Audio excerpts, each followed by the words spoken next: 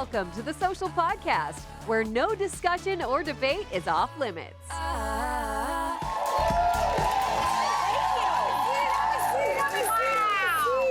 know what? Guys, my Apple Watch just said to me, loud environment. Which means you're doing it right.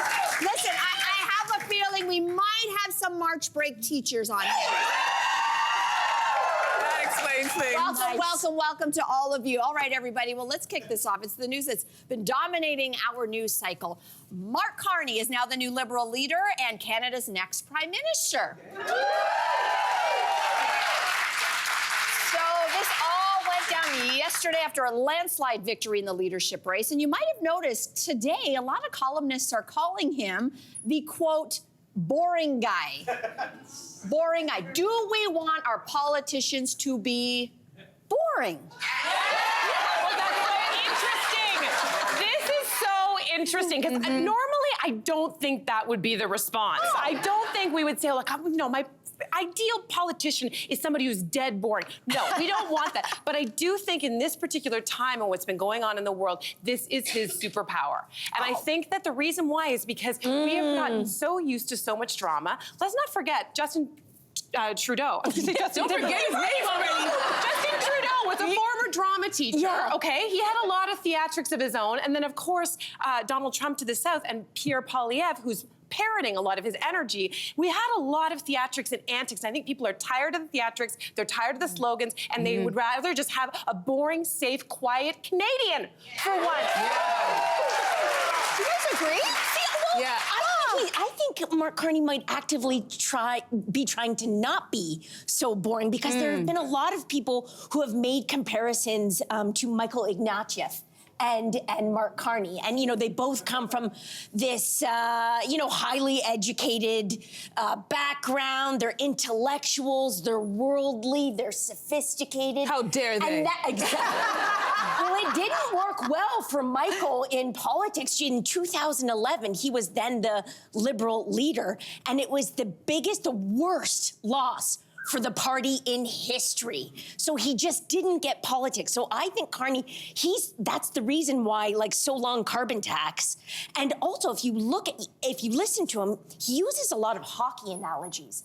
And I think that's to appeal to this country, right? Yeah, but even his first 2 Instagrams right now are images of him playing hockey. Yeah, I know what they're trying to do, and I'm sure his advisors are the ones who are like, yeah, everybody's calling you boring, and my fear is they're gonna try to jazz him up. They're gonna try to give him the Riz, as the kids call it. And I don't want, and I don't especially with these political times that we're in, I think I want voters, I know it's usually always a popularity contest with elections, but I think this is a different time when we need to pay attention to things that are very important. I want a leader who has a plan that benefits all Canadians. I want a leader who appoints people to positions because of their experience, not because of their allegiance. I want someone who believes in science and facts. That's what I need to pay attention to. So I know in the past it's always been who's good looking, who's got a great head of hair, who wears that navy blue suit.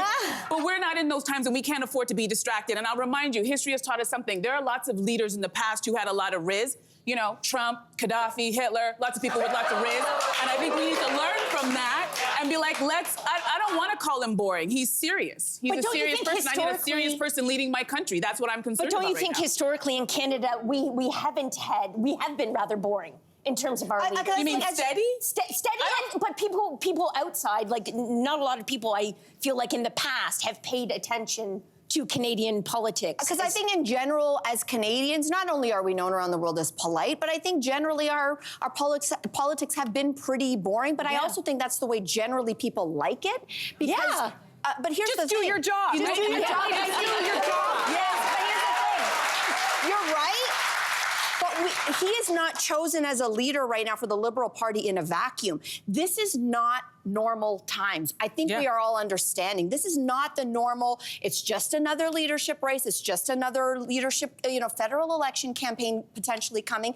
We are in unprecedented times. And so I, for one, wish that when I heard his acceptance speech yesterday, I was looking for a little bit more punch. And I'll tell you why. Because the counterpart to him is a guy who just won the Ontario Premiership in a majority for the third time in a row, and people are calling him Captain Canada. I'm talking about Doug Ford. And you know why his approval ratings are so high? Because we have a fight. We have a fight ahead of us with a guy named Donald Trump who talks dirty talk. And some of us, even the polite ones, we want a little dirty talk too, just a little, just a little. Not too much. I think there's something to be said for the quietest person in the room, often in negotiations, has the most power. And we can never forget that someone like a Mark Carney or someone who has that kind of, it's almost like a stoic kind of personality. The introverts versus the extroverts. That's right. Yeah. I think there's a ton of power that goes along that. And what we've seen a lot is a lot of blustering, a lot of hat wearing, a lot of slogans. And I think people are like, you know what? I just want the quiet, confident person who gets the job done. And the smart person. Yeah, let's see what happens. Whatever you do, don't try to jazz them up. All right, so let's move on to two people who've never been called boring. Pedro Pascal and Oscar Isaac are being praised for normalizing affectionate friendships between men after Pedro shared this picture on his Instagram story. So what do you think of the reaction to this photo, folks? Okay, you guys are quiet. You have nothing to say. All right. You know, it's so wild because some of the commentary, and again, I'm going to go down to our friends south of the border. A lot of people had a problem with this. And let's just call that what that is. I think that's just homophobia, straight up. I don't know how else you get around that. I see nothing wrong with that picture. I think that picture is beautiful, and I would say that's a big cultural component. These are both Latino men. And if you take a look at Latino men, much more comfortable. If you go to Italy, the men are all over each other, and I love it. Yeah. And they're straight men. Yeah. And there's no problem even if they weren't. So I think that this is an undertone of homophobia. And I think when we look at the crisis of men, in particular young single men in North America, that they are isolationists, they are pulling away from society, they are self-radicalizing. I think the antidote to that is more male friendship that looks like this. Yeah. It occurred to me looking at this, like where does that start? And it reminded me of Simon. Simon's my partner, obviously, and he has 3 brothers. So these 4 brothers, and they grew up with their dad telling them they loved them, and hugging, and they still do it today. When Simon's dad comes to visit, he still calls his boys, who are now all grown men, honey and sweetie. Aww. And when he does that, I do that. I just melt. And I'm not saying that if you didn't have a father like that, you won't grow up to be like Pedro and Oscar. There's a good chance you will. You might be reacting against it because your father didn't do that, and you're like, I'm gonna make sure that I'm a hugger. But I think you stand a far better chance if you just start out with that environment. Honey and sweetie to everyone. Yeah. But here's the deal, to have that environment, it's a cultural thing most of the times, because like I'm gonna speak on behalf of the Black community. All of them. No, yeah, everybody around the world. We're not a monolith, but I'm just saying culturally, we see that kind of behavior as weakness. It may not, sometimes it's homophobia, but we see it as weakness. A man, letting himself be hugged by another man. And unfortunately, that has permeated throughout so many of us. And right now, what I love about the times that we're in is that there's a chance for you to be this person who doesn't accept that kind of warmth from another man, but we're also changing, and there's another chance for younger generations to break that and also embrace one another and have a safe space to talk to one another. We just had a guest on last week who started a whole program so that young men can have help amongst each other with their own mental health issues. So I don't think toxic masculinity is ever gonna go away. I love that they put this picture up, but I think it's something that's gonna take a long time for some cultures to really embrace that kind of image and feel comfortable doing it themselves. Nicely said. So a daughter wrote to Dear Prudence saying she'd like to surprise her daughter with a boob job for her 18th birthday. But doesn't want her to think there's anything wrong with her body. So she wants to know if this is a terrible idea. What do we think? Listen, whatever happened to the good old days of surprising your kid with a new dog or a car? A pair pair of jeans and a matching jacket. What do you mean you're surprising her with a boob job? This is something like plastic surgery is something you should really think about for a very long time and let your body develop before you start carving yourself up like a pumpkin. I think it's a really weird thing for a mom to do. But I also think, because I'm not a mom, obviously, but I'm thinking this is a conversation that's for this generation, because I know I grew up in a time where nobody had this type of stuff done. Whatever nose, boob, flat bum you had, you just dealt with it. Like, don't get me wrong, there was the odd girl in the high school who had a nose job, but she was a one-off. Now, you know, everybody gets Botox. It's pre-Botox before the wrinkles even show up in your 20s, all this weird stuff. BBLs, these are words that we did not hear about. And also, there was a stigma that I kind of like there's not a stigma, because I feel like if you want to get stuff done, but that stigma back then kept a lot of us in line to be like, you know what, just accept yourself and develop your personality. But we don't do that anymore. And even with the celebrities that we're looking at, like I'm growing up, all the celebs I looked at, I didn't know if they had work done. No one talked about that. Now, there are pages and pages and TikToks of doctors going, this is what they had done. Breaking it all down. So I think it's a weird generation. You're totally right, because I had that same experience growing up, but it's also the social media aspect to this. When kids are on from a young age, they are dissecting themselves. It's not even just about like this dynamic. Can we just talk about this dynamic between mom and daughter for a second? Because the mom, we read the story, but the nuance is that the mom is noticing that the daughter is really self-conscious about her chest. So the mom and daughter are not actually talking. And the mom, that's number one. The mom has had a breast and the mother has had breast augmentation. She was double A, then turned into a B. Yes, and she never told her daughter. So I think that her daughter's 18 and she hasn't said it. So I think there's a conversation to be had. The daughter probably knows. I bet you. Maybe. I mean, listen. I told my daughter when she was 5 that mommy's chest isn't hers. Now, that's not right for all families. No. That works for my family because I parent with what we call radical honesty. And so my daughter knows all of it. And she even knows that the struggle I've had with my own augmentation, ×2, is I don't know if I want to keep them, not keep them, what have you. So the daughter and the mom here, they're not talking. So I think that mom is projecting a little bit of her own insecurity on her daughter. So I think until your daughter comes to you and says, hey, mom, can we talk about this? All you do as a parent, just love your child. Absolutely. But don't we think this mother's coming from a good place? She's coming from a good place because how so? Break that down. She doesn't want her daughter to experience the same insecurities. Well, shouldn't the daughter voice that first? Absolutely, but I feel like the mother's trying. She's writing to Dear Prudence for help. Do you know what I mean? She's trying to figure this out. And I don't think the answer, you know, Dear Prudence gave a great reply. I mean, it was more like she said, you know, trying to encourage the mother to acknowledge the paradox, because the mother was saying, like, both, I don't want my daughter to focus on this kind of superficial thing, and also I had this done and I feel better about myself. That's a really complicated to hold space for both of those things. But it's also a question, suppose you give this gift to your daughter and she doesn't feel better about herself, then what? But I think you're right in the sense that these conversations hopefully should have been happening for a while. And if we take it away from the breast augmentation conversation, like, I wonder what our reaction would be if, like, let's say it was a father and son. So a father who was experiencing baldness, and I know from I thought you were gonna say something else. No. Son, there's a procedure, we can make it. Where you're going. We can make it. Okay. I know where you're going with that. I know where you're going. Make it longer now. I mean, that surgery, I wouldn't go down that road. I wasn't thinking about the hair.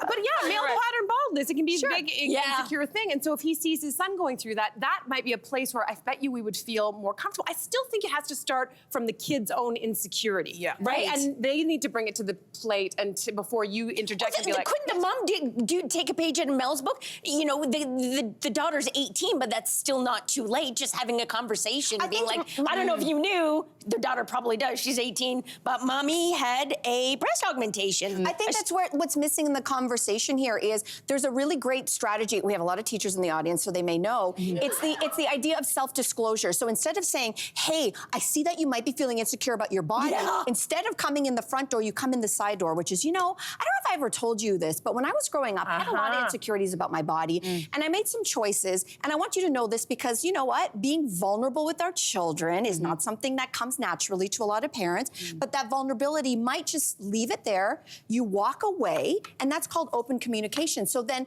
if she's not gonna tell you the little things, she ain't gonna tell you the big things. So you start with self-disclosure and see if that opens up the door. That's what I do. My daughter's probably like, I don't wanna hear any more. Stop, Mom. I know, But you know. Can we agree that plastic surgery is not a present to give somebody? Can we agree at Seems like least? an It's a extreme weird privilege. thing. It's a weird thing. Okay, moving on. Rihanna shared her delivery room pictures on International Women's Day and revealed she gave birth wearing pearls and sunglasses. What do we think of this? Okay, here's the thing. Listen, I'm not gonna judge her. I went into my delivery day with a full face of makeup. My hair did, my Brazilian done. Okay? Wow. And the reason why I did that was, and maybe this was just a function of being an older mother, is that I knew how much lack of control I was about to step into, right? The child's gonna take over. This was my last act of self-love and self-control, which is I'm about to lose control over everything, but you know what I can control? My fake eyelashes. And so when I went in that day, this is the day after she was born, and she was born on International Women's Day, so my daughter just had her birthday on Saturday, and I had my eyebrows, they were so threaded, they looked really good there, just too thin. But for me, it wasn't about just the way I looked, it was about how it made me feel. I had to have an emergency C-section. I felt completely out of control, and my body just went in a spiral very quickly after I gave birth. But every time I look at those pictures, I'm like, girl looked and felt good. Yeah. Interesting. Almost like, for you, do you think it was being able to maintain a little bit of control? It was like a control I could completely. control the way I can't control everything else, Yeah, that's right. but this one thing I control. That's I right. get Well, that. What about the social media aspect of it? Because I'm sure it made you feel good because you like to wear hair and makeup, but I feel like I have so many girlfriends when they're pregnant, they are booking their last-minute appointments for nails, eyebrows, lashes, hair braided done so that they can look good for the photos that they're gonna post on social media the minute their kid comes out of the shoot. I mean, you So can't I'm thinking that perhaps, we're looking at Rihanna and we're loving this, but it's like there's an expectation. You know what? Remember when Kate, every time Princess Kate came out and she had a baby, And her it was hair- always, her hair was blow dried Gorgeous, perfectly. She's in a nice gorgeous. dress, and it's like, I've gone to visit my friends after they've had a baby. No one looks like that. But I feel like there's this pressure to be, done and pretty for your photos. I think there's a whole group of women who can look at that photo and being like, that's Rihanna being Rihanna. That's she's incredible. rock star stuff. But I also feel like they can hold the two ideas in their head at once and being like, that's not me. And I'm totally fine with that not being me, nor will it ever be me in a delivery room. And I see Cynthia doing not what Melissa did, and that was just letting it I ride. mean, the thing is, you, as you said, you knew exactly the day you were giving birth. It was a scheduled C-section. It wasn't. It was an emergency C-section. Emergency C-section. Yeah, Well, but it was a C-section when you knew it was going to happen to some degree. Well, we started the induction.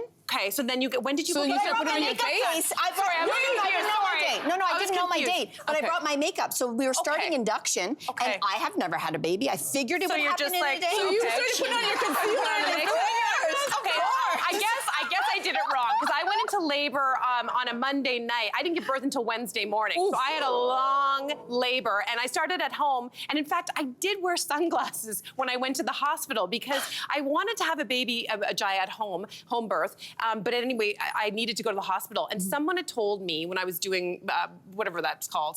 Maternal, whatever you like. Those lessons you take. To keep on your sunglasses because you're going out of this like very zen space, like low lighting, into a hospital, and it can really disrupt the flow of your progression. So I did have sunglasses on. They quickly came off. I was a hot mess. Like I cannot imagine taking out a thing and doing a thing when I'm like, I'm on a ball. Yeah, you were I'm like, messy. I was so sweaty and so weird, and it was just a mess. So I mean, all the power to you, Raina. I think she probably had a team there to help her out. Yeah. And I just think that women need to know that if it's okay. If you want to look like crap afterwards, I truly believe women do know that. We don't give ourselves enough benefit of the doubt. We know that. No? We know that. Do we? Yes, we do. Not all women, but I think the majority of us know it's All I'm gonna say is Meghan Markle decided to not take those photos and come out and do that photo, and the press went after her. So do we all give every woman the same benefit of the doubt? It's true. Just a little food for thought. It's true. So a writer for Vox argues that the problem with dating these days is that all of our standards are just, well, too high, men and women. Too high. Okay.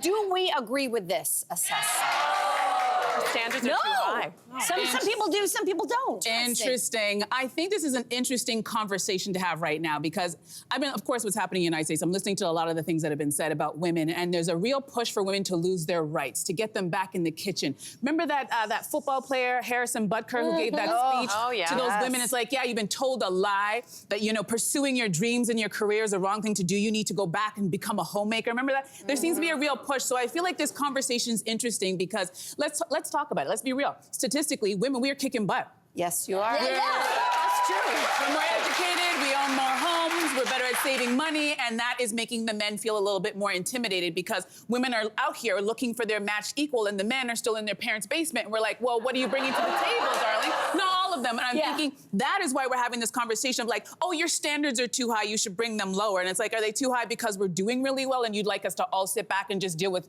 whatever guy that just comes along? Because I get a lot of that. Why don't you just deal with that guy? How about that guy, that guy, that? And I'm like, why are you trying to lower my standards to just take any guy who's breathing and has his own teeth? Like, raise the level.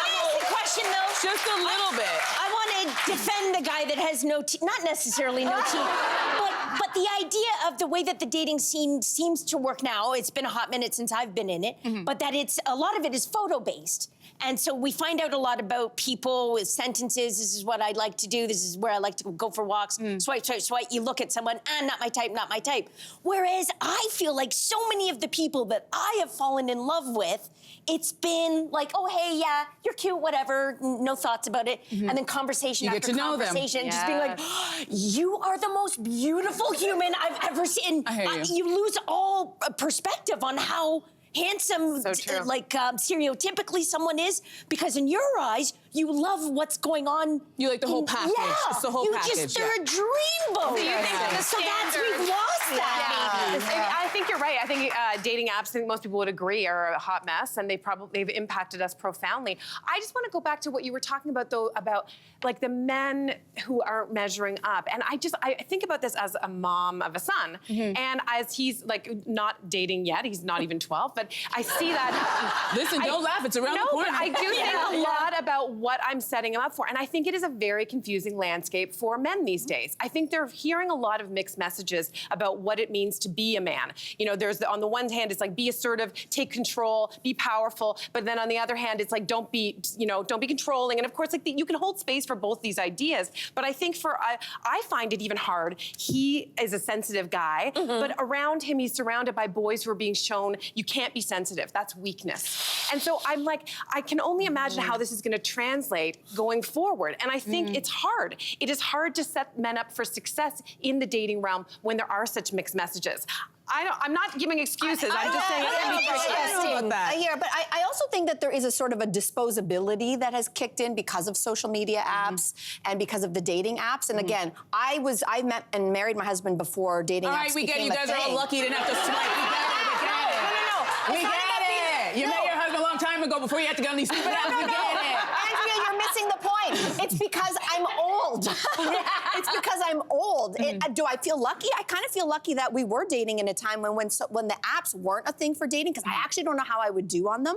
But what I think this has happened is, are we willing to tough it out the way we used to tough it out before? And when I mean tough it out, I don't mean put up with crap. That's not what I mean by that. But the idea, like when we watch a show like Love is Blind, we love Love is Blind. The idea of that show, the reason why it grew was because people were tired of like, everything is so superficial, so let me get to know you on the inside. But then, I don't know if you find this, but the second that they actually get together, they have their first fight and everything crumbles. So it's like, okay, we're missing a piece of, are we learning interpersonal skills? Are we learning how to tough something out because someone has told us a lie that love is supposed to be so easy? And guess what? It's not. It's ugly, it's hard, it's messy. And did someone forget to tell some of the younger people, not us, we were born in a different era, but have we forgot to tell people sometimes something that's worth it is hard? Yeah, you gotta work. We romanticize what our parents and grandparents did for those relationships to last a long time. We romanticize their relationships, and now we're looking at it, we don't want to do that. I'm gonna sit in my house by myself. Subscribe to the Social Podcast so you don't miss a fiery debate. Until next time, socialites.